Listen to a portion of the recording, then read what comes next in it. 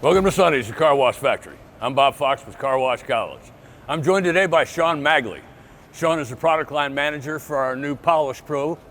Sean, take a look at this new Polish Pro material and tell me what's so different about this from what we've used in the past on our old buff and dry machines. Glad to. The first thing you're going to notice, it's actually using less pieces. So I believe our original material was around 460 pieces.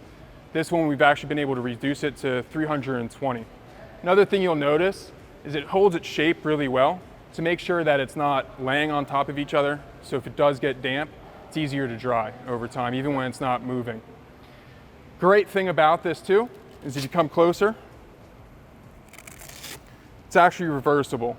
So if you see any dirt, moisture, grease, whatever it might be, you're able to reverse it, attach it back onto the brush, and stay up and running. Well, that's pretty slick. There's also no break-in period with this either, which is another benefit to it. So you install it and it's up and running. It doesn't shed or anything? Doesn't shed at all. It's ready to go out of the box. Very cool. So what's the maintenance like on it? Are we washing this on a certain intervals, or are we waiting to see when we start to get some marring on the finish of the car? What's our telltale sign? It's a great question. As we know, every car wash is a little bit different. Right. Your volumes, your rinsing quality, your wash quality. So really we just ask you to keep an eye on the finished product of your vehicle. So once you start seeing some smearing on your windshield or your hood, take a look at your material, see if it's isolated to a few pieces that you need to flip and replace, or we recommend having a second set of material on hand. So you take off the material from the brush, put the new one on, and then wash it. We have a great diamond shine product that we also recommend. Do you put these in the dryer, or do you just let them dry on a You can put them in a dryer, right? If you are running low on time and you just want to get it done, you can. But you can also air dry it as well. All right, so you said that there's actually less pieces. This brush looks fuller than the old brushes did. It does, and that all comes down to that pedal shape and that fold to give it a little bit more structure and more surface contact on that vehicle.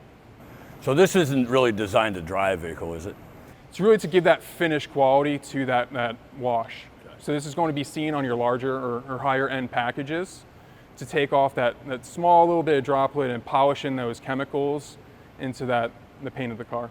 Now, is this material retrofittable back to our buff and dries that are already out in the field? It is. So you can do the 2K14 retrofit. You can also apply it to the Peco. And then another great benefit is we do have sets for the dry and shine from Motor City. So something to consider. Sean, our old brush, to be honest, we got a little bit tangled up. Is this going to do the same thing?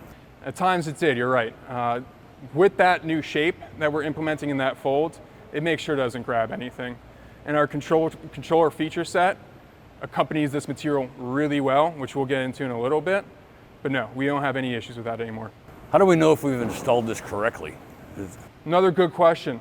You're always looking to have the contact, the back end of that pedal shape contact that vehicle. And if you ever forget or not sure, you don't have that manual around you, we do have a graphic on the side of that brush, which not only shows you the rotation of the brush, but also the way that fold should be applied to the rings. I imagine the rotation of this brush is always away from vehicle travel like a regular Correct. top brush, correct? Correct. Okay. So this is going to replace our 2K14 in the field going forward? Yes, it will be replacing the 2K14 going forward. So I understand we have our own controller for this brush, right? So if somebody's using a different set of controls at their car wash, they can still buy this piece and our control for this brush only, correct? 100%. Okay. It's not dependent on the controls that you have at your wash location. So it's plug and play, throw it in the back room. It'll communicate through really any controller, just needs that input. Completely standalone unit. All right, very good. Let's go on to the mechanical side of the maintenance real quick, Sean. So this is basically just our compact top brush, is it not? Completely correct with that. And it's just got the different material on it. So our daily maintenance on this top brush is really what? So daily, you're just looking for any wear and tear, making sure your hoses are good, nothing's wrong with that, nothing's cut. Everything needs to be moving freely. And then you really get into more maintenance at the weekly and the monthly basis. Right? Okay, let's get to the weekly then. What do so we got? Weekly, you're taking a look at your rotational bearings. You're going to be wanting to grease those once a week, and you'll find those right by the brush head, or that main brush by the motor. There's going to be two bearings, one next to the motor, and there's going to be an access port that'll get into the bearing. Runs in the center of the shaft. Right. Center of the shaft. Gotcha. What else? So then we're moving on to our monthly service when it comes to the mechanical side of things, and that's going to be your pivotal bearings, the two up here.